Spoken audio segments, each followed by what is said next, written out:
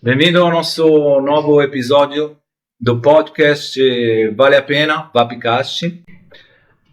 Por que vale a pena? Nós vimos, conversando entre nós, como, ainda mais depois da pandemia, um grande desejo, uma grande necessidade de contar histórias.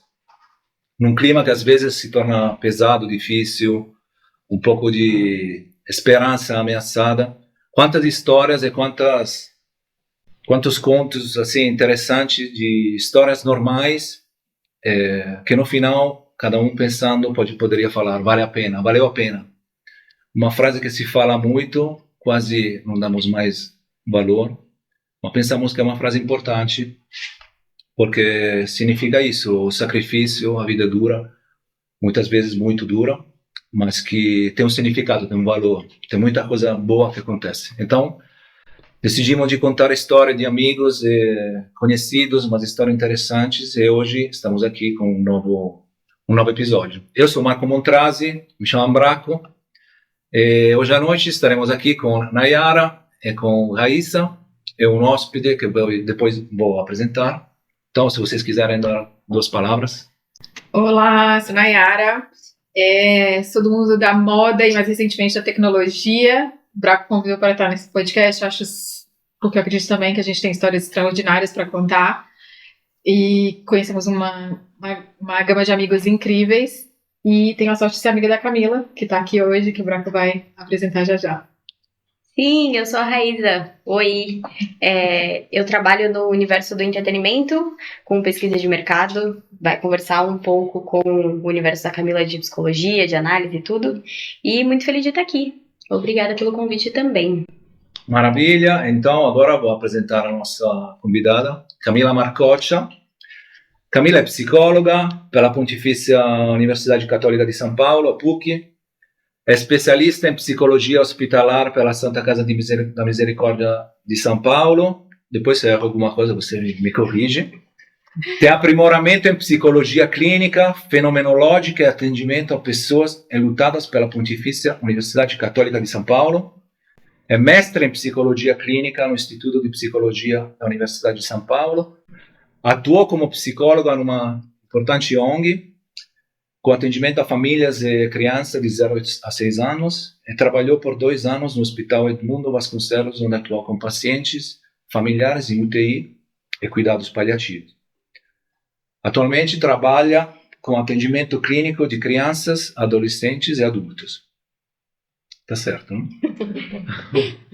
Então agora começamos. A primeira coisa que gostaríamos de te perguntar, para te conhecer também, depois vamos interagir. Eu vou deixar também Nayara e Raíssa perguntar mais coisas. Como é que começou esse teu caminho, essa tua caminhada como psicóloga? O que te estimulou a começar essa aventura? Bom, não, eu acho que eu gosto muito um pouco de pensar como que eu me tornei psicóloga, né? Porque quando, enfim, né, na época da adolescência, apesar de eu ter muita gente na família psicóloga, né, eu nunca foi uma área que me interessou, eu nunca quis, né, eu sempre na escola fui muito bem na área de exatas, então o que eu pensava na minha cabeça, na verdade, é que eu queria fazer matemática. Que legal. E sempre que você fazia aqueles testes, né, de segundo colegial, primeiro colegial, você fazia aqueles testes de orientação, né, sempre dava engenharia, matemática, dava sempre essa área de exatas, assim, né. E aí um dia eu fui fazer uma orientação vocacional, né, que me ajudou muito, assim, muito, né, e aí foi muito interessante, porque foi um trabalho, inclusive, foi um trabalho que para mim foi tão importante, que hoje eu faço exatamente esse trabalho, né, assim, uso a mesma metodologia para ajudar, né, assim, porque é um trabalho de orientação vocacional, no qual a gente se observa muito em ação, né? E aí foi um trabalho interessante que eu fiz na época, porque eu tinha que me observar em ação, né? Então você fazia algumas dinâmicas, mas também tinha um trabalho de diariamente se observar e ver o que você gostava, porque você gostava e tal, não sei o quê, né? E aí, por exemplo, uma coisa que eu descobri foi que eu gostava muito de matemática porque eu gostava da professora, né? Por causa de uma questão afetiva, né? Então, mais do que uma questão de exatas e não sei o que lá, tinha uma questão afetiva envolvida, né? E aí eu fui entendendo com o tempo que o que eu queria, o que eu gostava era disso, essa coisa do vínculo, do relacionamento, então, que eu queria uma profissão que a gente chama hoje assim, né, de social, no sentido que precisava desse vínculo, desse relacionamento, que precisava desse cuidado, assim, eu precisava de uma profissão que exigisse um certo cuidado, né, tinha muito a ver, todo o meu jeito de agir, né, a forma como eu me movo no mundo tem a ver com isso, né, com um pouco essa busca, assim, né. E aí, a partir daí, veio, então, né? Falei, bom, então tá bom, quais são as profissões que a gente pode cuidar das outras pessoas, né? E aí tem uma gama de profissões, né? Em especial as da saúde. E aí, um pouco nisso, eu pensei, bom, mas eu também, como temperamento, olhando pra mim, pro meu jeito, né? Eu gosto de uma coisa mais aprofundada, né? Então, assim, eu quero encontrar as pessoas, mas eu também quero me aprofundar no relacionamento com aquela pessoa, né? Então, a partir daí, o que mais acho que mais corresponde é a psicologia, né? E aí, um pouco surpreendentemente, eu fui para esse caminho que inicialmente nem estava no meu horizonte, assim, né? Então, eu sou muito grata por esse caminho que eu fiz, porque eu acho que me ajudou a entender coisas de mim e do meu movimento, assim, né? De como eu me movo, que até hoje eu olho, né? Até hoje, quando eu tenho que tomar decisões, eu lembro dessa experiência, dessa coisa que eu descobri de mim, e vou, né, retomando e escolhendo a partir de quem eu sou, né? Então, eu acho que essa foi a primeira coisa que me levou para a psicologia. Depois você entra na faculdade de psicologia, tem uma gama absurda de opções, né?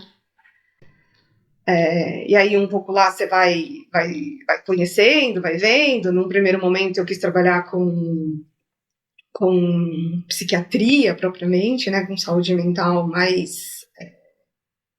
com doença mental mesmo, né, em hospital psiquiátrico e tal. A partir daí desse interesse, eu fui para a Itália, né, para fazer um estágio lá. Lindo.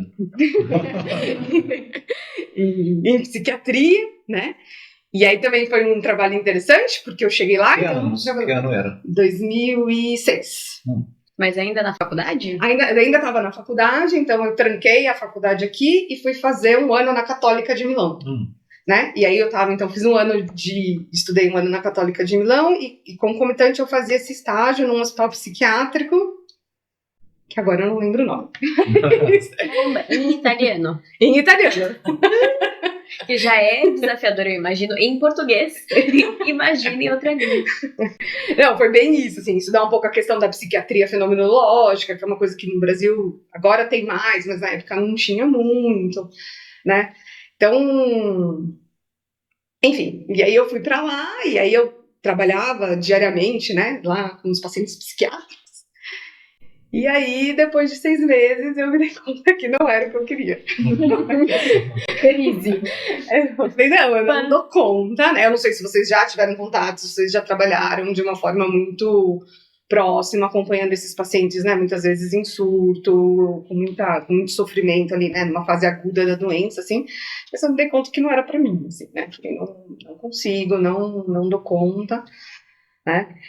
E aí eu falei, putz, eu vim pra Itália pra isso, e cheguei aqui e descobri que não é, né? Isso foi na metade, eu cheguei lá em janeiro, isso era julho, tipo, putz, e aí, o que eu faço agora, né? E aí, uma coisa um pouco curiosa, eu acho, né? Eu tava um dia no metrô, e eu achei uma revista no metrô.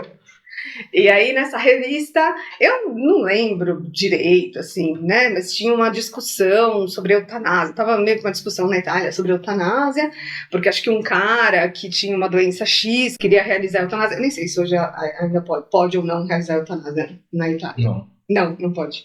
Né? Mas naquela época, eu lembro que não podia, e era o cara meio que brigando na justiça para realizar a eutanásia, né? E aí um outro cara, e aí a reportagem era sobre esse outro cara, que ele tinha uma...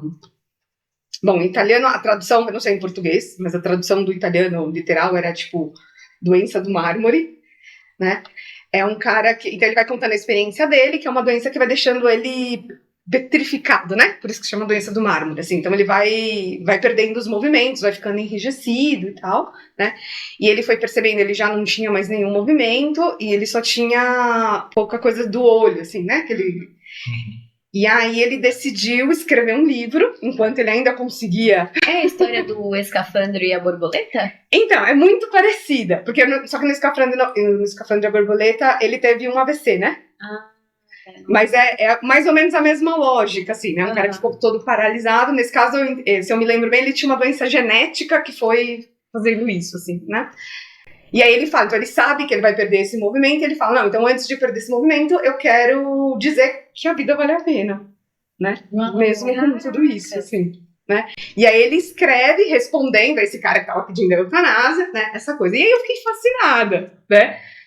Falei, nossa, que coisa impressionante, assim, né? E aí, quando eu li isso, eu falei, eu quero trabalhar com isso, assim, né? Eu quero trabalhar com essa área do hospital, com essa área do sofrimento, eu quero estar perto de pessoas assim, eu quero, né? E quem, sei lá, né? Quero ajudar pessoas que estão numa situação de sofrimento assim, né? E dizer um pouco, sei lá, né? Vale a pena, né? Um pouco nesse sentido, assim. E aí, então, eu vou para a área, foi aí um pouco assim que eu decidi ir para a área hospitalar. Né? Foi aí que você decidiu participar do podcast, né? Desde então, você já ficou pensando na cabeça, só vou participar de um podcast se for, vale a pena. E aí, enfim, né, nada, eu volto, e aí um pouco toda a decisão em cima, né, da carreira vai um pouco para esse lado todo. E... né, aí tem a questão das abordagens, mas aí, enfim, né, também aí eu me identifiquei com a fenomenologia, então o caminho que eu fui traçando foi mesmo a questão da fenomenologia e do hospital, né, e fiz a especialização, fiz o que tinha que fazer, logo em seguida consegui o trabalho nessa ONG, né, e do qual eu sou muito grata, eu acho que eu trabalhei por quase 10 anos, né, nesse lugar. Né, sim, sou muito grata, eu acho que aquele lugar me formou muito como psicóloga, me ajudou muito num jeito diferente de olhar para o paciente, de apostar, de olhar para a família, né, quando eu saio de lá, só para contextualizar um pouco minha trajetória, né, então, aí lá também, né, eu falo do meu mestrado, lá eu decidi fazer um mestrado, eu lembro que um pouco, né, a pergunta que eu tinha era... porque eu via muito assim, né, de lá a gente trabalhava com crianças e crianças, né, na verdade, famílias, e aí eu via muito que, por exemplo, né, a dificuldade que algumas mães tinham de seguir algumas orientações que a gente dava, né, e a gente falava, poxa, mas não é um problema de informação, né, por que elas não seguem o que a gente está propondo, né, não é um problema de informação, elas sabem o que elas têm que fazer, por que elas não fazem, né, o que tá... Então um pouco era essa a pergunta, né, e aí um pouco o mestrado foi nesse caminho, e eu acho que foi um caminho para mim muito bonito, porque a gente vai... Porque também aqui eu vou aprendendo e vou entendendo o que move, né, as pessoas. Então, não é de fato, né, o que faz a gente mudar e mudar um comportamento, mudar um hábito, né, isso que eu entendi ali, né. Não tem a ver com informação, não tem a ver com conhecimento, tem a ver com sentido, né. Isso é uma coisa que eu carrego hoje, muito forte, o aprendizado que eu tive. Aí eu fui para o hospital, que foi, acho que, um dos meus trabalhos mais realizadores, né, que foi na UTI, no Cuidados Paliativos, que eu gosto muito, muito, muito, sim. Sou fascinada por esse tipo de trabalho na psicologia. Mas veio a pandemia e eu tenho uma questão de saúde, né, no qual eu sou imunodeprimida, e aí, boom da pandemia, ninguém sabia direito o que era o Covid, o que vai acontecer, e aí... Né, o meu médico falou, eu não vou deixar uma imunodeprimida numa UTI, onde estão os casos mais graves, o que pode acontecer, não sei o quê. O que é imunodeprimida, desculpa? Eu tenho uma doença autoimune, né, e aí, então, para tratar, a gente abaixa a imunidade. Né, então, eu tomo uns medicamentos que abaixam a minha imunidade, né, só que aí, se abaixa a minha imunidade, eu fico muito mais... Você está mais a risco, né, de outra. Exato. E aí, numa situação, no pleno auge da pandemia, claro. Não podia ficar numa UTI, né? Então, aí meu médico me afasta, eu lembro que foi um período para mim muito duro, porque também ao mesmo tempo eu falava, poxa, mas é a hora que mais precisa, né? É a hora que eu mais posso contribuir, eu quero contribuir, né? Mas a gente tem que olhar para a realidade, enfim, né? Tomei a decisão de sair. né? Em paralelo já ao hospital, sempre um pouco, na verdade, sempre eu tive um pouco consultório, o hospital era 30 horas, então eu fazia um pouco com consultório, né? Mas aí na hora que então eu saio, acho que a pandemia, né? Eu não conheço nenhum psicólogo que ficou sem paciente na pandemia, né? Aí dá um boom absurdo, né? Eu tava de licença do hospital, mas começou a surgir muito paciente para clínica, muito paciente e tal. E aí chegou um momento que eu tive que tomar uma decisão, né? Eu acho que, né, infelizmente, psicólogo hospitalar é muito mal remunerado. E aí chegou num ponto que isso também pesa, né? A gente tem que olhar para a realidade num todo. E aí decidi então ficar só com a clínica, que é onde eu tô hoje, né? E, cara, uma pergunta sobre quando você fala que o trabalhar no hospital foi o seu trabalho que mais te realizou e tudo, por quê? O que tinha ali que pra você gostava, assim, que te atraía? Que te atrai ainda, né? Eu imagino. Quase nada, não deve ter O brilho dos olhos é diferente. Não, eu acho que a coisa que, pra mim, eu gosto muito, assim, que me fascina no hospital, é porque é um lugar, na hora que, né, sei lá, eu tô falando de uma unidade de terapia intensiva, né, onde, né, eu falava assim, é uma coisa intensa, não só, você precisa de uma atenção intensa, assim, né, não só fisicamente, mas psicologicamente, humanamente falando, né.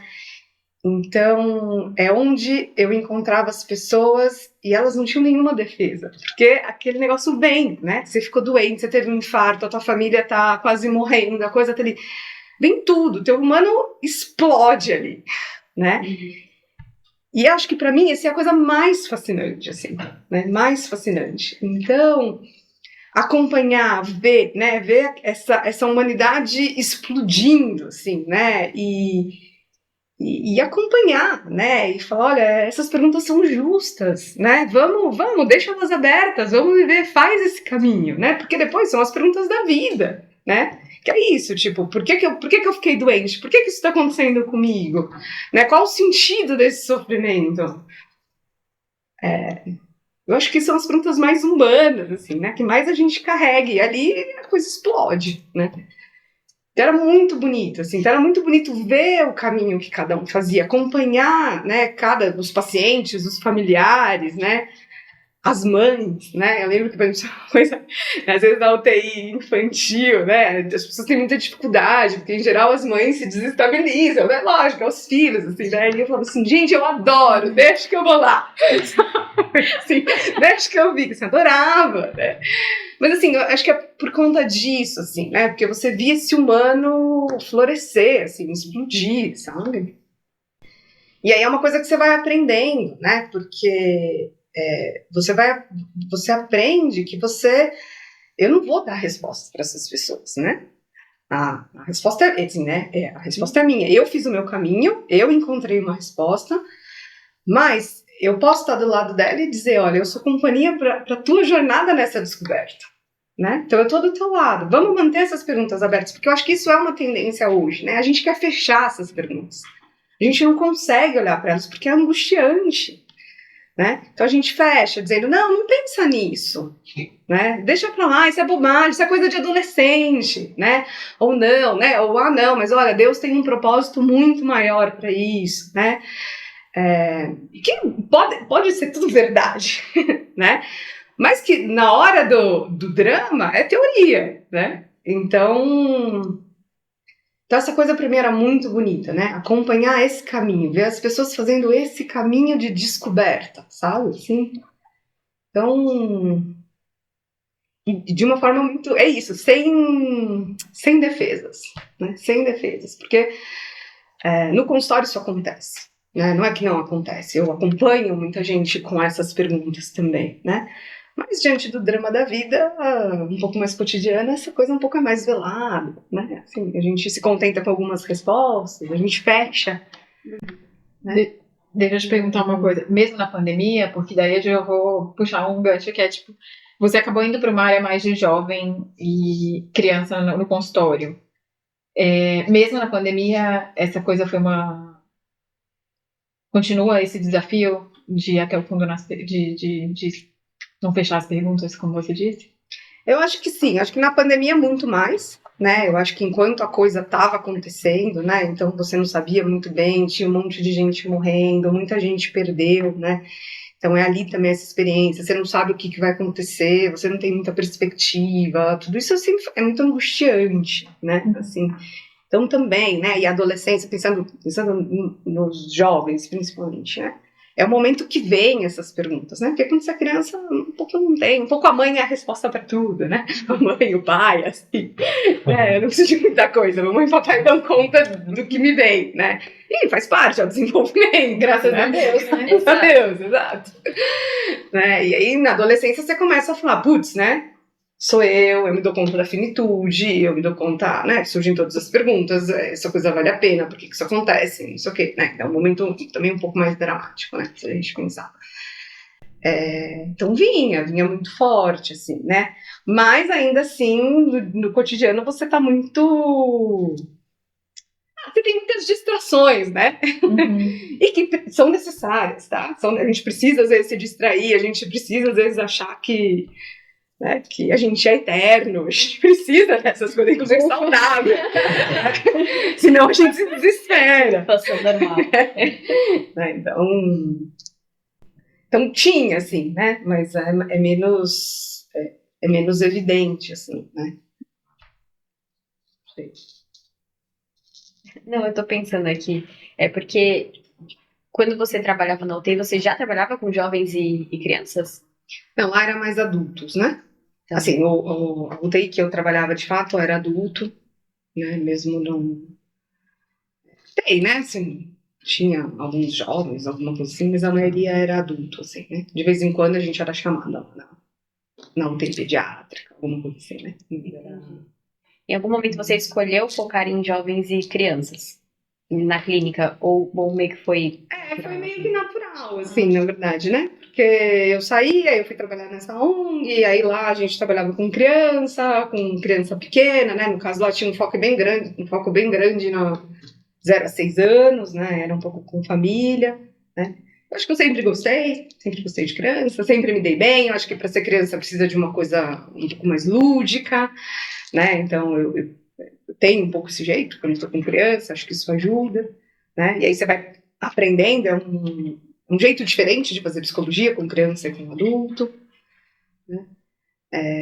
E aí um pouco foi meio natural, assim, né? E aí, né, então, sei lá, né, eu fiquei 10 anos só não, 10 anos trabalhando com criança. Então, quando você vai para a clínica, você também um pouco já está habituado, né? Você já tem, sei lá, você tem uma expertise naquilo, né? Assim, e eu gosto. E objetivamente eu gosto, né? Aí volto a dizer, né? É um trabalho diferente, é um jeito de raciocinar diferente, né? Eu acho que essa coisa, quando você trabalha com criança, você trabalha com família, então você tem uma visão um pouco mais ampla, né? Muito diferente do atendimento do adulto, que se eu atendo você, eu vou trabalhar com você, né? Assim, eu não vou chamar seu pai e sua mãe para saber se o que você tá me dizendo confere, exato, assim, nem me interessa saber, né? Num certo sentido. Agora, com criança, é outra coisa, né? Você entende que se você não cuida da família, se você não mexe na dinâmica, se você não, né? Você não fala com a escola, né? Você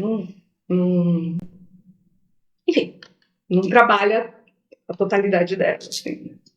Entendi. E aí, voltando um pouco para... Voltando não, né? Agora mais atual. Quando a gente fala da pandemia, você sentiu diferença? Porque antes da pandemia você trabalhava parte no clinicando, né, no consultório, e parte na UTI. Você sentiu diferença, assim, dos pacientes que você tinha na clínica pré e durante a pandemia, e agora pós? Né? Como é que você vê um pouco esse caminho? Deixa eu enganchar uma pergunta aqui.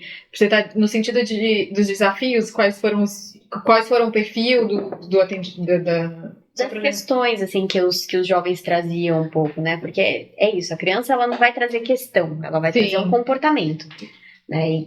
E aí, o trabalho aqui do psicólogo, e pelo que eu estou entendendo, é trabalhar esse comportamento como um todo, entender, direcionar, né? Orientar e tudo. Mas o adolescente não, o adolescente fala, né? Traz coisas. o que muda, assim, nesse contexto? Você sentiu alguma mudança, né? Que mudanças você viu no pré, durante e pós-pandemia? Eu acho que a coisa, tô pensando no pós agora, né? Assim, acho que a coisa, por exemplo, que ficou muito evidente no pós-pandemia, para mim, enquanto demanda, né, de trabalho, assim, principalmente com as crianças e com os adolescentes, assim, foi a questão social, né? Eles sentiram muito o fato do isolamento. Né? Então, por exemplo, claro, eu acho que eu preciso dizer uma coisa, né?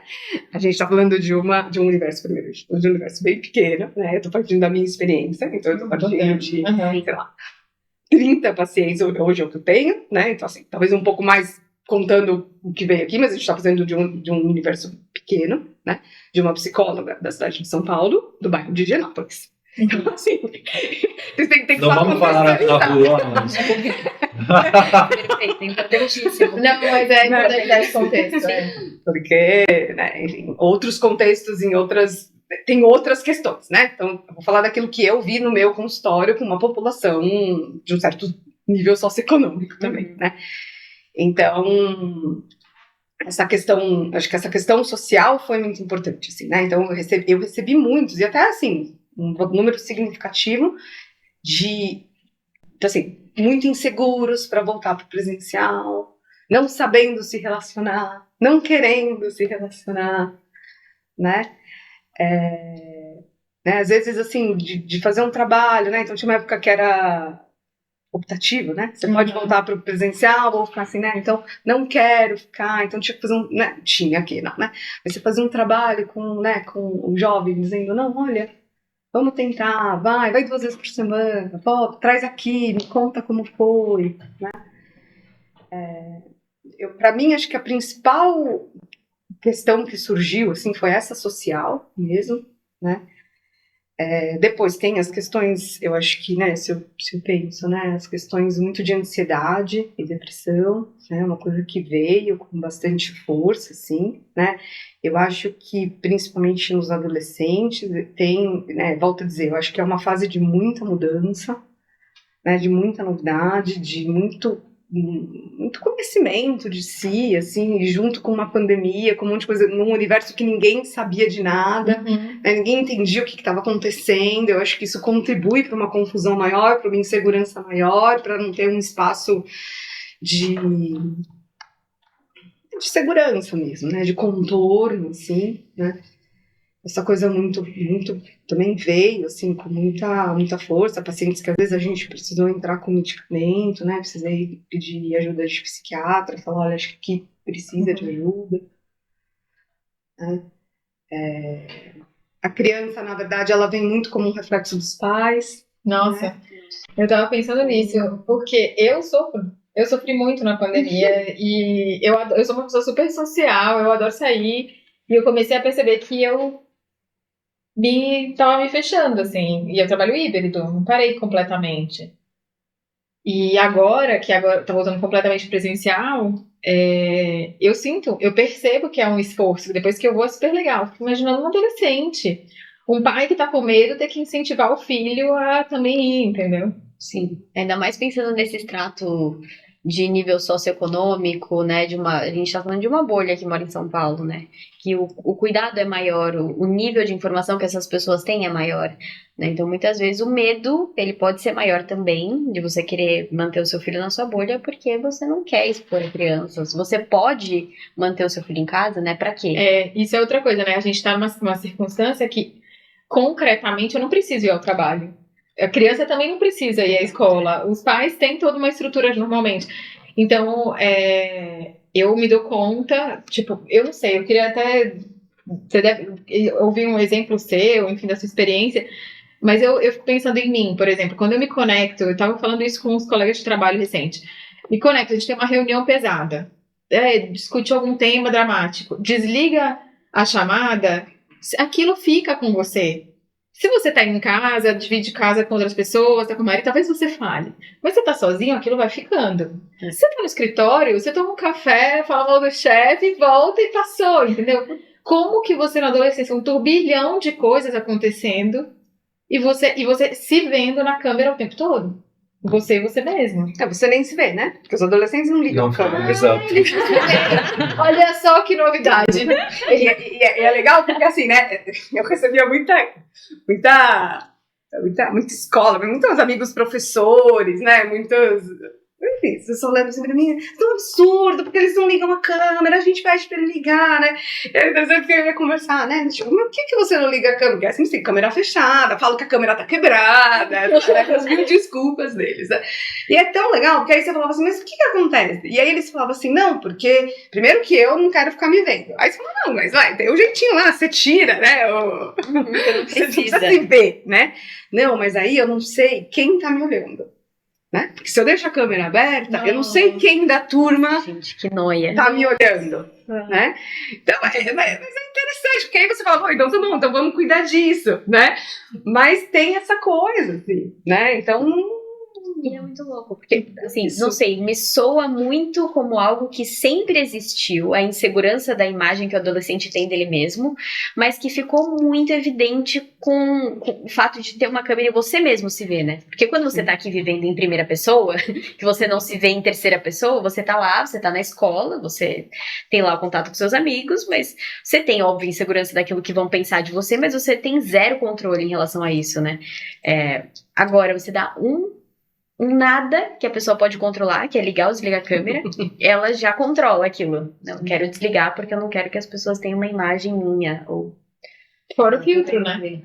não, depois, eu acho assim, né? A adolescência, ela é uma fase, por definição, vamos dizer assim, não gosto muito de definições, mas por definição, ela é uma fase que ele vai atrás de um grupo de pertença, né? Então ele quer a aprovação das pessoas. Né? Diferente da gente, que já é um pouco adulto, um pouco mais maduro, né? Pelo menos a gente assim espera. Em teoria. Né?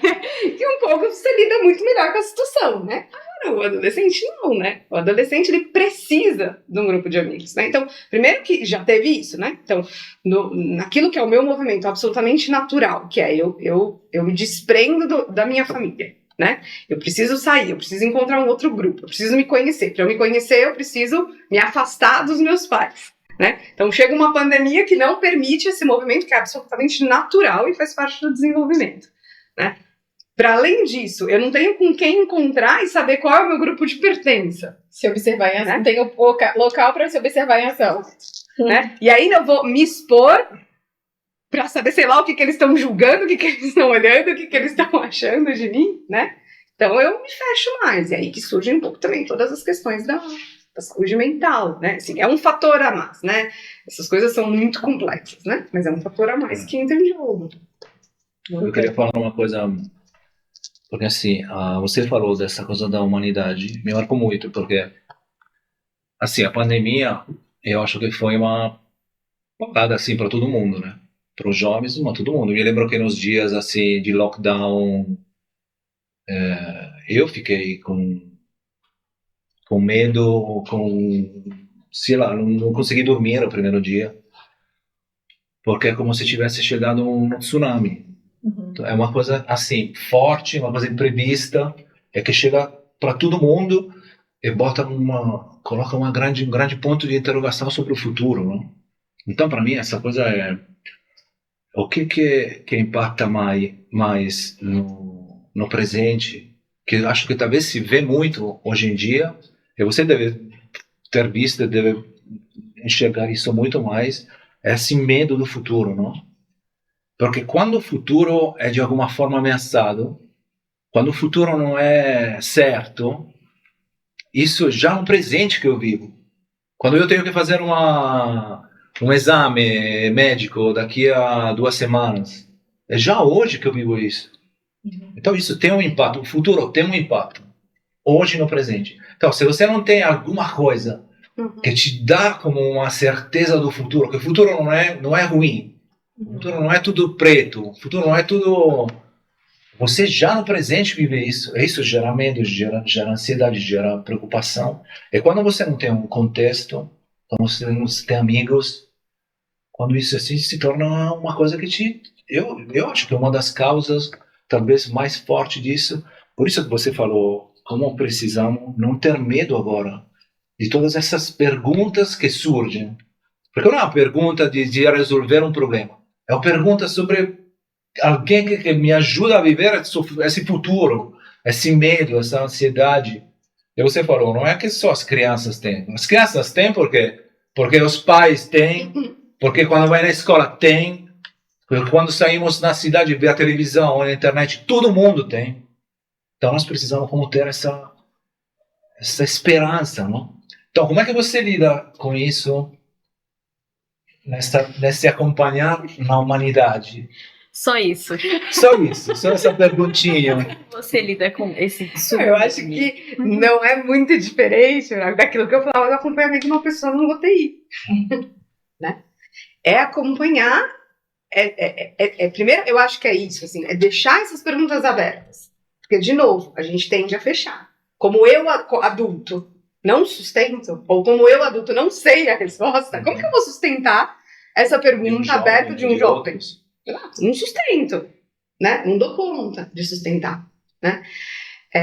Então, o que eu vejo é isso, assim, eu acho que precisa manter essa pergunta aberta, precisa ajudar ele a manter essa pergunta aberta e acompanhar ele no caminho de descobrir a resposta para essas perguntas.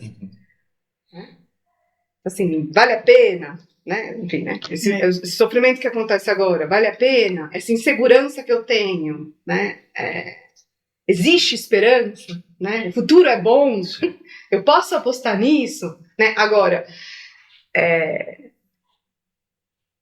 enfim, é isso, o caminho é dele. Né? Uma coisa que eu vejo com os jovens, que gosto muito de estar com jovens, fizemos alguns trabalhos aí no nosso grupo, né?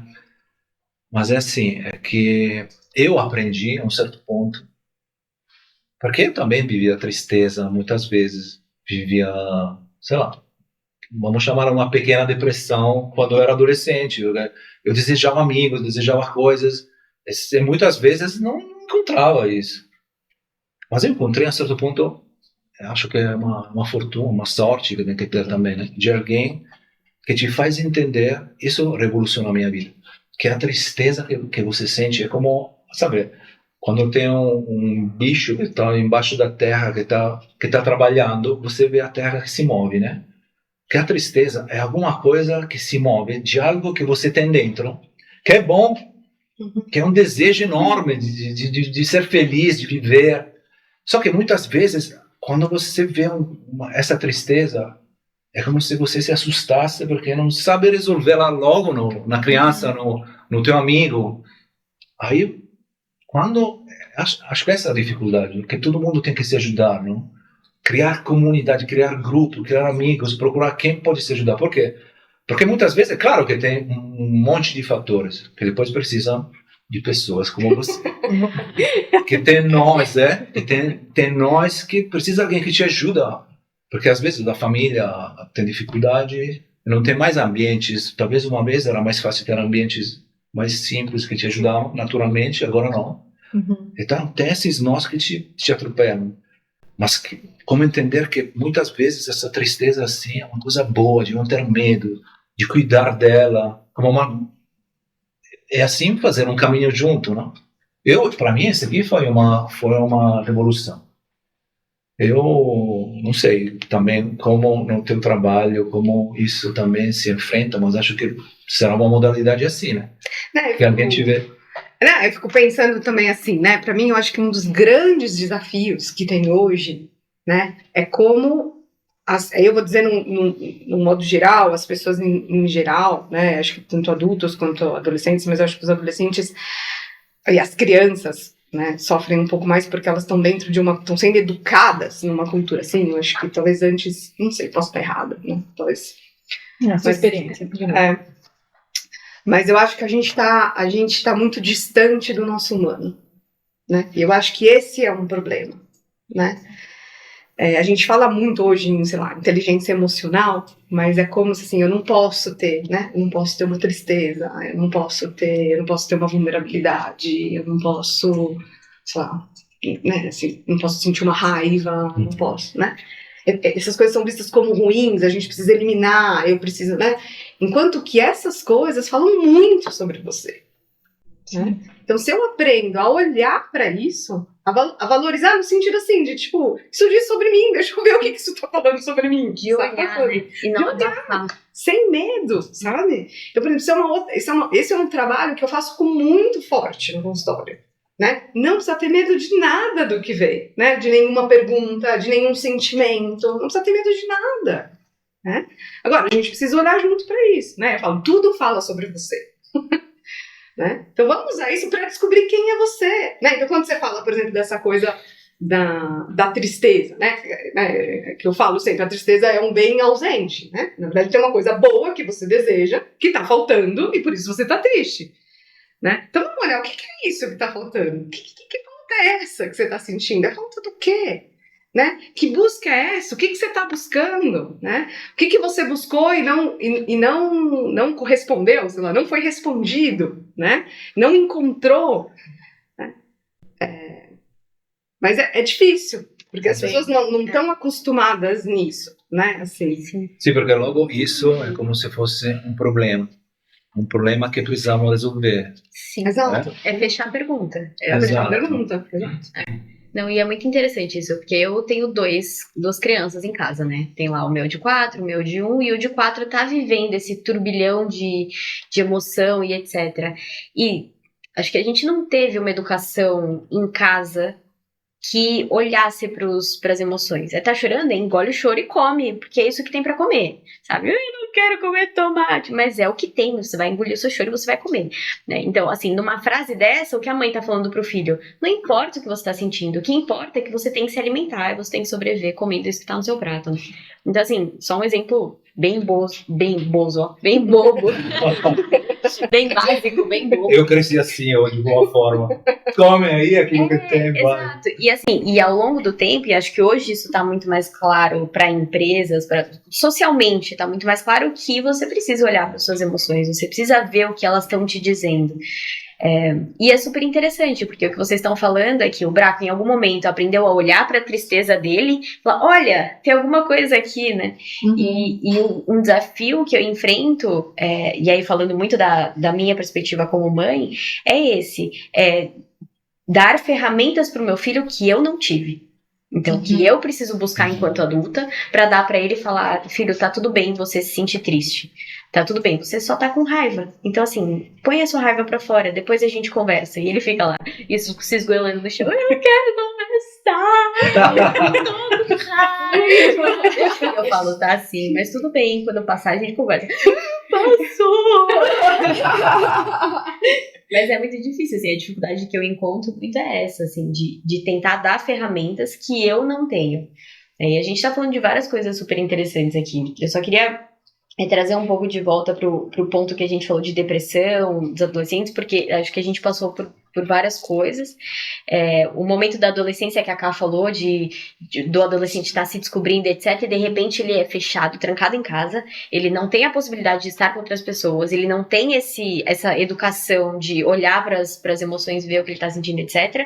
E a gente vive numa sociedade, e isso eu falo com muita propriedade, porque eu trabalho na indústria do entretenimento, em que a gente tende a sanar e abafar essas questões com uma série, com um jogo, com um TikTok, com um celular, com comida, que a comida sempre esteve, né? Mas acho que a tela e esse consumo individual de conteúdo, ele tá muito forte, né? Hoje mais do que em outros momentos. A pandemia deu uma acelerada nisso, absurda, assim. Você vê alguma conexão entre esse consumo individual, né, sob demanda de conteúdos, seja nas redes sociais, etc., com o aumento de casos de depressão? E só para trazer um dado, a gente foi pesquisar, né, porque a gente sabe, a gente ouve falar sobre aumento de depressão, etc., e a gente leu que foi uma publicação, um estudo recente, uma estimativa da Unicef sobre a América Latina, que quase 16 milhões de jovens entre 10 a 19 anos têm algum transtorno mental, né? E aí é uma matéria que fala muito de ansiedade e depressão. Então, assim, como que essas coisas estão conectadas, né? Tipo, a coisa do criança abafar as próprias emoções, dela ter um consumo individual, dela ter ficado presa em casa, sem os amigos, etc. E esse aumento, você acha que tem relação, assim? Com certeza tem. Eu acho difícil só, assim, né, no sentido, eu acho que é uma coisa super complexa, né, assim. E a doença mental, ela tá muito ligada, né, à questão da sociedade, né, de como a gente vive, né, a doença mental, ela tem um fator, a gente sabe, ela tem um fator que é biológico, né, assim, biológico, genético, né, e ela tem um fator que é social, tem um fator que é ambiental e tem um fator de personalidade, né, assim, da pessoa, assim, né. Mas a questão social, por exemplo, ela é muito forte, né? Então a gente tem uma sociedade que pode favorecer pode favorecer o adoecimento, né? E eu acho que tem coisas no mundo de hoje que favorecem muito, né? Eu acho que, por exemplo, as redes sociais é um tema, né? Assim, né? Então, né, hoje a gente também recorre a isso com muita facilidade, né? Não sei, né? Antigamente você vai numa sala de espera, você vai pegar a revista e vai ver, você vai lá ficar olhando a televisão, tá ligado? Hoje em dia você pega e vai ver o Instagram, né? Assim, Verdade. Não tem espera mais. Né? não tem, não se espera, né? Aquela pausa ociosa, né? Não tem Tédio. ócio, não tem tédio. E, então, por exemplo, se é uma coisa, né, por exemplo, a gente sabe que as redes sociais interferem muito, né, nesse tipo de coisa, né? Então, tanto na questão do isolamento, né, então é isso, né, e aí eu digo por mim, por exemplo, eu sou uma pessoa super tímida, né, então às vezes eu chego no lugar, eu às vezes tenho meio vergonha, meio medo que alguém venha falar comigo, sabe, assim. Que vou falar num podcast. Alguém vem puxar assunto aleatório.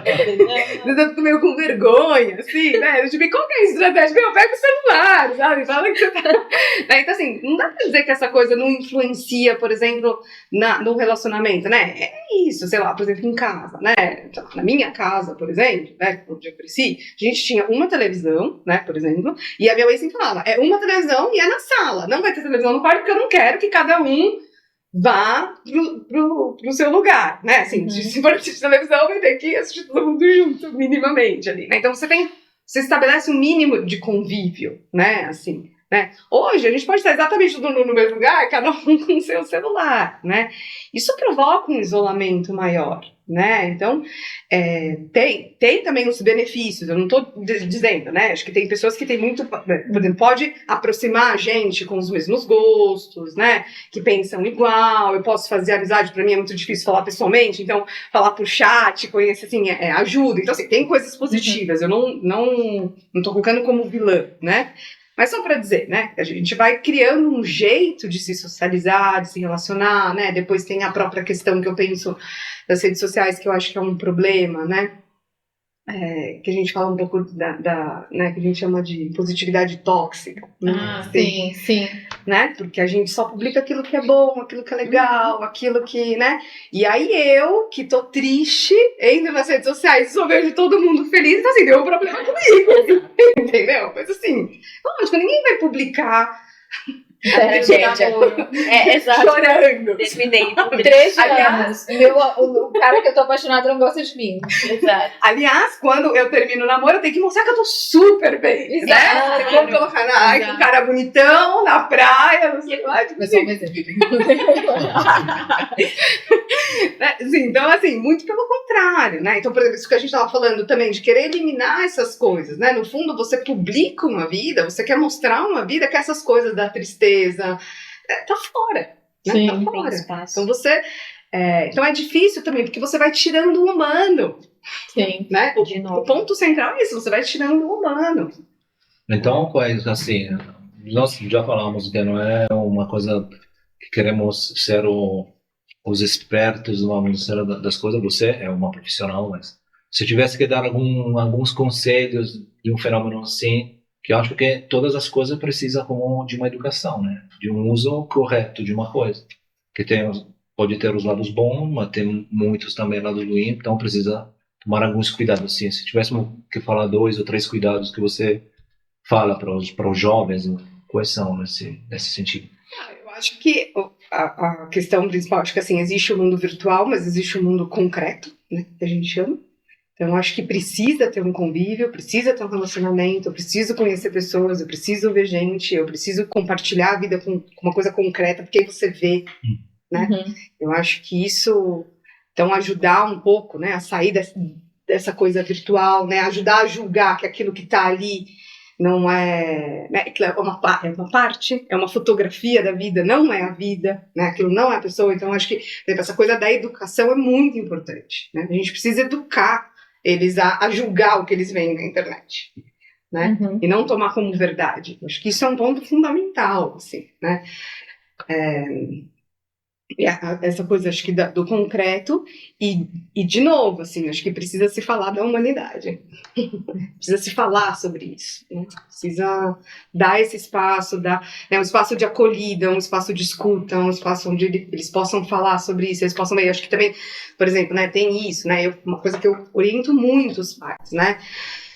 Então é quase como assim, né? Eu não posso mostrar pro meu filho que eu tô triste, eu não posso mostrar, né, pro meu filho que sei lá, né? Eu tô preocupada com tal coisa, eu preciso passar uma imagem De tá tudo sempre bem. tá tudo sempre bem. E eu falo, não, ele precisa saber que você também tá triste, ele precisa saber, porque ele precisa saber que é normal, né? Porque se eu quero esconder a tristeza do meu filho, o que ele aprende? O que uma criança de 4 anos aprende quando a mãe esconde o choro? Putz, é uma coisa que eu não posso. Exato. Né? Também, se a minha mãe não pode me mostrar, eu também não posso, né? Gente que acha que eles não percebem, né? Porque eles percebem. Só que eles vão entendendo que aquilo é velado, que aquilo não pode ser dito, né? Então, assim, precisa um pouco falar dessa humanidade, sabe? Assim, precisa mostrar, precisa encorajar a olhar para isso, eu acho. Sim. Sabe? Eu me dou conta que as redes sociais eu posso criar o meu ambiente, né? Eu posso manipular tudo e ficar ali o tempo todo. Eu vejo pela gente, enfim, pelo tipo de por mim mesma, desde da série, da TV e tal, até a rede social mesmo, o WhatsApp, enfim, não é só o TikTok ou o Instagram. Mas é um tema muito difícil. Eu estava assistindo, estava ouvindo o podcast do assunto e a apresentadora da ocasião estava dizendo que a filha dela é a única criança na escola, que tem mais ou menos 9 anos, que não tem celular. E eu vou linkar essa pergunta com uma pergunta. Eu contei, Cami, que eu estaria aqui hoje com você para 2 amigos. Eu tenho filho, sou solteira, então tipo, é um tema que me interessa muito. Estou cercada de adolescente e criança em volta, adoro. Mas não tenho filho. E eu compartilhei que você estaria aqui e pedi para 2 amigos fazerem uma pergunta, e uma que veio muito forte, essa coisa do não. Né? Porque no mundo onde a tela só mostra pra gente o positivo, a realidade eu consigo colocar um recorte super, uma lente super enviesado daquilo que me interessa, fechar numa bolha e tudo isso. Como que o pai diz não, assim? Porque eu vejo também na interação com a minha filhada que isso é um grande desafio.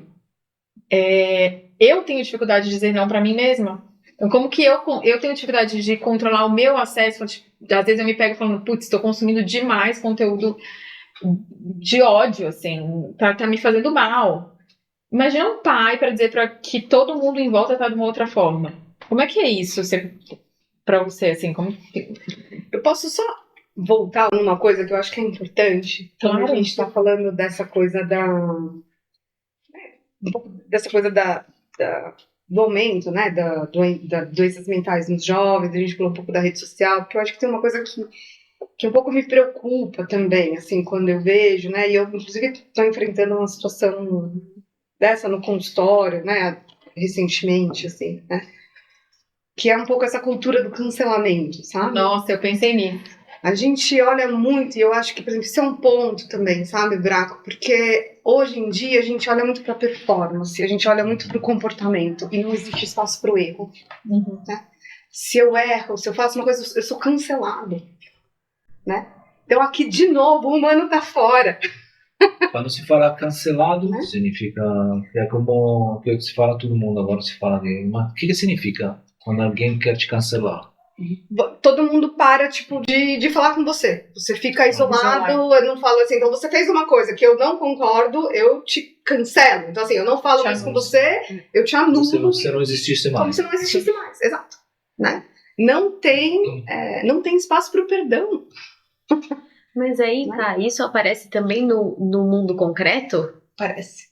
Então, né, eu tô por isso que eu estava falando, né, eu não vou falar porque, enfim, né, é uma questão de paciente, eu tô com uma situação assim, né, então é isso, aí a menininha faz uma coisa errada, ela vai pedir desculpa, né, a outra diz, não tem perdão pra você, né, Sim. e, isso, né, e a escola inteira se volta contra essa menina, assim, né, então é difícil, assim, porque a gente tá num mundo que olha muito para isso, para o comportamento, né? E assim, eu acho que também tem essa coisa, não existe um espaço de diálogo, né?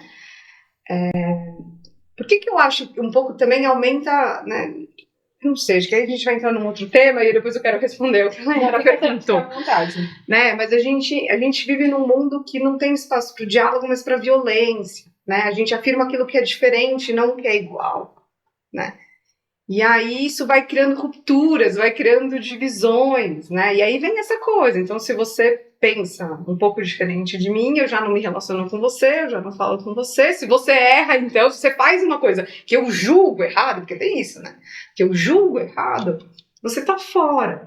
Só que a gente não tem ideia do quanto isso gera um puta sofrimento, entendeu? Gerando pra gente que é adulto, né?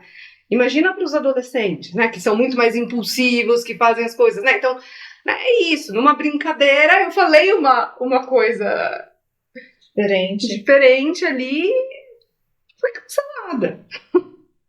Né? Então, eu acho que é isso, assim. Então, eu acho que, por exemplo, né, voltando a falar essa coisa, né, eu acho que tem uma cultura também que não favorece, sabe? Pra gente... Mas aí, onde é que se perdeu, né? Porque aqui eu tô no meu universo bolha de crianças na primeiríssima infância. E muito se fala, né? O João conta lá da escola dele, de novo, estamos falando de uma escola de elite paulistana, que é cara, então a gente tá falando de um extrato também muito classe A de São Paulo. Ele fala, tipo, se eu não gosto de uma coisa, eu falo que eu não gostei pro meu amiguinho. E tá tudo bem. E eles se resolvem e eles continuam. Onde é que isso se perde? Né? Tipo, em que momento, entre os 4 e os 15 anos, que isso se perde? Você não pode mais expor suas emoções e etc. O que acontece nesse caminho? Acho que eu não sei te dizer. Pergunta de $1 milhão. Não sei, eu acho que, né, não sei, também não sei te dizer, assim, não sei se tem a ver aqui, são por hipóteses, né? Né? Não sei se tem a ver com essa coisa da adolescência, do grupo de pertença, então se eu pertenço a esse grupo, eu não gosto do outro grupo. Você tem que, né? Pra se afirmar, você cancela o outro, né? Eu acho que tem também uma coisa um pouco, né, às vezes eu vejo, e aí eu vou dizer, né, quando eu trabalhei nessa ONG, eu trabalhava como psicóloga, mas era também tipo uma escola, assim, né? Então, também tem um jeito de enfrentar. Eu acho que também vai muito, é isso que você está falando, de uma educação, né? Então, às vezes as crianças, sei lá, criam certos conflitos que entre elas mesmas a coisa se resolve, né? Então, sei lá, né? A fulaninha bateu no ciclaninho, né? Porque a fulaninha me bateu, não sei o que, 2 minutos depois já estão lá brincando de novo, já se resolveram. Mas aí ela chega em casa e conta pra mãe, né? Mãe, a fulaninha me bateu. Aí a mãe vai fazer o barraco que a outra bateu. E aí cria uma confusão e a menina, você nunca mais fala com ela. As coisas já tinham se resolvido. Sim. A coisa já tava tudo bem. Eu dei uma olhada aqui pro Thiago, a gente tá isso mesmo que acontece.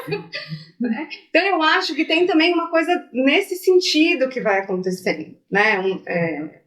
Eu não sei, eu acho que a coisa é complexa, né? Não é simples, não é uma causa e efeito, não é um fator único, né? E depois é isso, você tá no mundo, né? Então você começa a ver que, sei lá, nas redes sociais funciona assim, né? O fulaninho lá falou tal coisa, o fulaninho famoso falou tal coisa. Não, nós estamos, eu acho também que depende muito do período que estamos vivendo. Porque estamos num momento, nós fizemos bom, uma coisa que o Papa falou, que me marcou muito, né, o Papa Francisco, porque ele falou agora está acontecendo essa guerra da Ucrânia, da Rússia. A um certo ponto ele falou que não é só essa guerra, tem um mundo que está em guerra, porque tem guerras concretas de povos entre eles, mas também tem um clima social que se tornou assim violento. Nós passamos agora momentos políticos aqui que não era uma guerra de armas, mas quase se chegou a isso. Em casa, né? Pessoas que pararam de se falar, porque tem como um clima, estamos vivendo um clima que é pesado. É como uma criança, uma adolescente cresce com o coração leve, dentro de um clima assim. Eu acho que também isso, porque nós vivemos do ar que respiramos. E quando numa sociedade se respira num momento como esse, é um momento difícil, nós temos que tomar consciência disso. Por isso um cara como o Papa fala, precisa acordar, porque não é só lá essa guerra, nós se não tomarmos cuidado, é entre nós que se vive esse clima. Por isso que precisa que alguém, pessoas se ajudem, se deem conta, porque se você se não se dá conta, se torna um clima que depois se torna normal. Então a mãe, antes demorava talvez uma semana, agora em 30 segundos fica brava com a colega, com a mãe, muitos armas à flor da pele, porque se vive um clima que agora é muito tenso. Então, precisamos, os adultos, eu acho que precisam tomar consciência disso e querer mudar essa coisa. Como? Não sei, cada um vai atrás de alguém. Mas eu li um artigo que falou isso, que a beleza ajuda a se educar. Então, olhar coisas boas, se juntar para procurar coisas belas, procurar coisas que te fazem respirar. E a gente cada vez mais vê um monte de filmes ruins, que talvez são bons, mas sempre clima violentos, os esportes violentos, que muitas pessoas gostam. Mas, cara, se você está continuamente vendo coisas assim, esquece de ter um espaço para ver um pôr do sol, junto com a tua criança, ou na frente ver o mar, sem ter muitos outros barulhos, ver coisas bonitas. Parece que estamos falando de uma loucura. Mas isso aqui te abre a alma, ver uma outra coisa, sair desse clima. E se juntar com amigos que querem mudar também. Isso eu acho que isso influencia também, né? Não, é que enquanto vocês estavam falando isso, o que estava vindo na minha cabeça é, não, beleza, então a solução para os meus filhos é colocar numa escola que seja super um ambiente que todas as pessoas sejam iguais, que eu goste de todo mundo, que todo mundo fale a mesma língua, mas isso nada mais é do que polarizar, né? Colocar meu filho dentro de um universo só para lidar com pessoas iguais. Porque depois aquelas escolas serão contra o grupo das outras escolas, que vão pensar assim. Por isso que eu acho que até o ponto que você está dizendo, que eu entendo, sou família, a gente se conhece há milhares de anos, eu sei de onde você está partindo, mas até a definição de beleza e de bom e ruim tá confusa.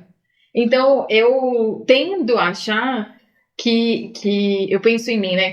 Lá no começo a gente estava ouvindo, eu sempre vou pensar em mim porque eu não tenho outra base, mas assim, lá no começo quando a gente estava falando do medo de sair de casa e tal, da esperança, se tem positividade, uma coisa que eu me apoiei foi na certeza de algumas amizades. Moro longe da minha família. Para mim foi muito importante entender que os meus pais estavam bem, estavam seguros, que estavam. Você também passou por isso, que mora longe da sua família. Então, isso tem. A gente, como adulto, tem mecanismos de criar como se fossem bases sólidas onde pisar. E para mim, pensando nas minhas bases sólidas, foram a relação com a minha família, os amigos, a Raíssa foi uma das pessoas com quem eu falei, não, eu preciso encontrar gente, tomar um café no meio da pandemia. Como que a gente oferece isso para os adolescentes, entendeu? E aí a possibilidade do encontro com outras pessoas diferentes. Porque eu acho que a novidade, para mim, nesse período, tem sido o encontro com o diverso, assim, encontro com o diferente. Isso se perdeu muito. Eu estava conversando no trabalho hoje e ontem, enfim, eu tenho amigos de todos os espectros políticos. Isso não é concebível. Todo mundo perguntava, mas por quê? Da escola, né? Eu ainda conheço gente que pensa completamente diferente de mim e continuo sendo amiga dessas pessoas. Mas entre adultos isso é inconcebível. As pessoas não entendem. Imaginem criança. Só que aí, voltando, linkando com os adolescentes, sempre teve bullying. Só que é isso que o Braco tava falando. Antes tinha bullying, ficava ali na escola e no máximo uma fofoquinha ali no bairro. Agora, em 3 segundos, tá na internet, aquela pessoa tá inteiramente cancelada. Então, é como se a gente... Minha impressão, e tem a ver com a pergunta de antes, nesse mundo de telas e redes sociais, a gente precisa de raízes mais profundas, sabe? De chão mais duro, embaixo dos pés. Não sei se... Mas eu acho legal essa coisa, porque, de novo, eu acho que parte daquilo que a gente estava falando, eu acho que o exemplo da beleza é uma coisa bonita, e aí eu vou contar talvez uma experiência minha, né? Porque, de novo, a gente tem que partir daquilo que a gente tem em comum, não diferente, né? Sim. E o em comum não é pensar igual, não é se comportar igual, mas é a origem a mesma, né? Aí eu vou dizer, né? Eu, como psicóloga, trabalho com fenomenologia, trabalho com a experiência elementar, né? Então, assim, só um pouco para contextualizar, né? Então, eu acredito, né, que todo homem tem um desejo, né? Todo comportamento, né? Toda busca do homem, aquilo que movimenta o ser humano, né? O homem, o ser humano, quero dizer, é uma busca pela felicidade, pela justiça, pela beleza, né? Sim. Pela verdade, enfim, né? Então, aquilo que move as pessoas é esse desejo, é essa busca, né? Depois, onde eu estou buscando a realização desses desejos são diferentes, mas a origem é a mesma, né? Se eu entendo isso me possibilita compreender e estar com o outro de uma forma completamente diferente. Que é aquilo que eu falava, eu não posso olhar só para o comportamento, né? E aí, por que eu tô dizendo isso? Assim, né? Por que eu falei que a coisa da beleza... E eu acho que a coisa da beleza é onde a gente cai menos no relativismo, né? Porque o que é verdade para mim não é verdade para o outro, o que é justiça para mim não é justiça para o outro, né? E tem uma experiência que, quando eu conheci, faz muito tempo, eu não vou saber dar referência para vocês, mas eu uso muito isso, às vezes, quando me chamam para falar, né, para trabalhar grupos que estão com dificuldades de relacionamento, né, que conta de uma história lá no Oriente, né, lá, que falava que era uma escola, era um artigo que contava, né, então era uma escola onde tinham, sei lá, muçulmanos, católicos, pessoas de religiões bem diferentes, judeus, assim, e tinha muita rivalidade, muita rixa, muita dificuldade entre eles, né? E eles resolveram cuidar dessa relação propondo um momento de beleza, né? Então, cada dia, uma pessoa ia lá e levava uma coisa que, para ela, né, naquela semana, tinha sido bonita. Né? E a partir do momento que eu ia lá e falava, né, sei lá, olha, essa semana eu vi um IP, claro, deve ter IP lá, mas eu vou fazer a diferença. Eu vi um IP amarelo maravilhoso. Tá aqui a foto desse IP. Né? Eles começaram a se dar conta que era inevitável, que você começava a reconhecer que aquela beleza também era uma beleza para mim. Também aquilo me correspondia, também era bonito. Né? Eu também estava buscando uma beleza na minha semana que nem aquela pessoa. Né? E aí eles começaram a ver que isso, né, uma experiência simples, que era o momento da beleza, né, começou a mudar o relacionamento entre eles, né? E eu fiquei muito fascinada, né? Eu li isso há muito tempo atrás, assim, né?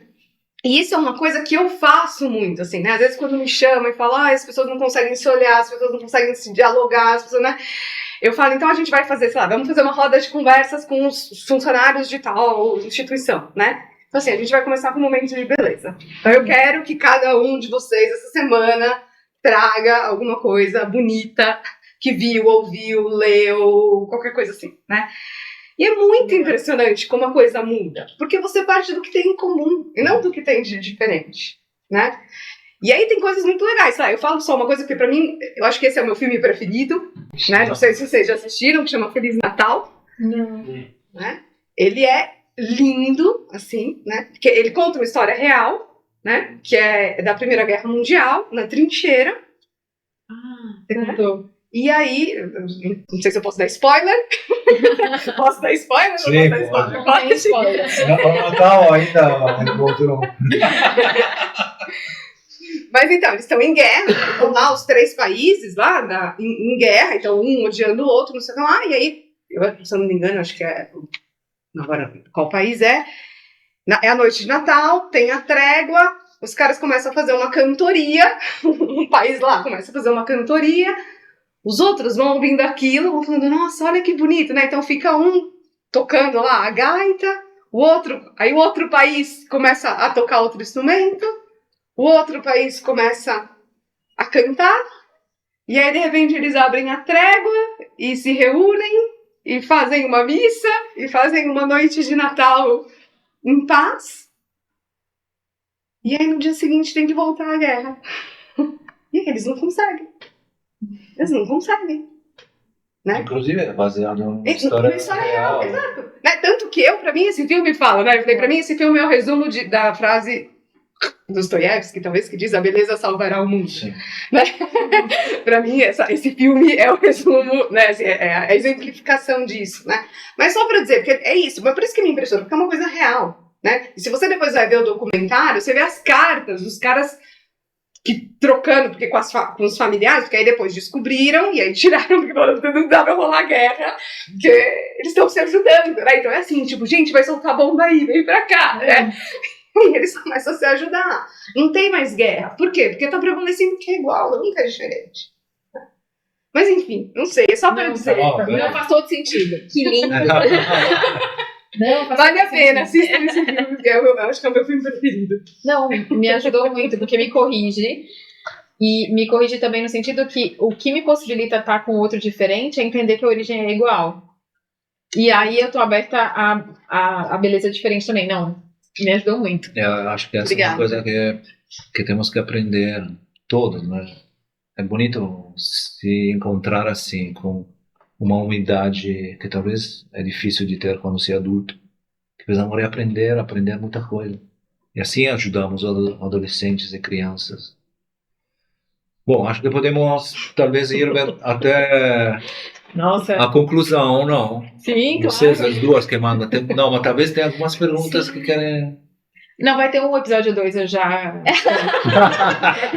Eu já comecei, eu nem respondi essa pergunta, né? A gente vai pra outra. Não, fica tranquila. Eu tenho toda uma segunda pauta aqui que a gente vai gravar.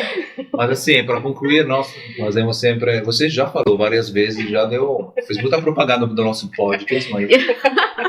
Então, se você tivesse que resumir em um fechamento, assim, como é que está valendo a pena você ter começado e continuado, né, nessa profissão que não é simples, ainda mais agora. E você tem que deixar como uma mensagem também para tantos pais, talvez, ou de crianças, adolescentes, ou nesse momento para levar mais em conta. Não sei. Se você me pergunta, né? Eu acho que, sei lá, né? Vale a pena, né? Eu acho que um pouco por conta, né? De novo, acho que aquilo que eu falei no início, assim, né? Eu sou apaixonada pelo ser humano, né? Pela humanidade, assim, por ver aquela coisa florescer, assim, né? Então, eu acho que essa é a coisa mais bonita, na verdade, né? Então, sei lá, né? Se eu talvez tivesse que falar alguma coisa para os jovens, para os pais, acho que para cada um de nós, sabe? Assim, tipo, não tenham medo da própria humanidade. Né? Não tenham medo. Olhem para ela, né? Vão até o fundo, reconheçam aquilo que está gerando, aquilo que está te movendo, quem você é, né? Porque depois também isso te ajuda no relacionamento com o outro, né? Os pais, assim, te ajudam no relacionamento com os filhos. Sei, eu diria isso, assim. Eu sei que às vezes é difícil, às vezes a gente não quer ver, às vezes, né? Mas assim, vale a pena. Obrigado. Grande, Camila. Aviso importante, sigam a Camila nas redes sociais e tenham mais essas pílulas maravilhosas. O Instagram dela é @CamilaMarcotti _psicóloga. O Marcottia, apesar de ela falar italiano, família italiana, é com 2 Cs. O primeiro C, desculpa. Marcó CCIA. Marcó CCIA, _psicóloga. Camila Marcotti, underline psicóloga. E siga a gente também. Vapcast no Instagram. Obrigada, pessoal. Obrigado a todos. Obrigada. Ah, desculpa, YouTube. A gente vai estar no YouTube também. Plataforma de todos os podcasts. Clica no sininho. E você pode ouvir em todas as plataformas de podcast. Clica no sininho, segue a gente, dá like. Mandaremos mais mensagens. Tchau a todos, obrigado. Tchau. Tchau.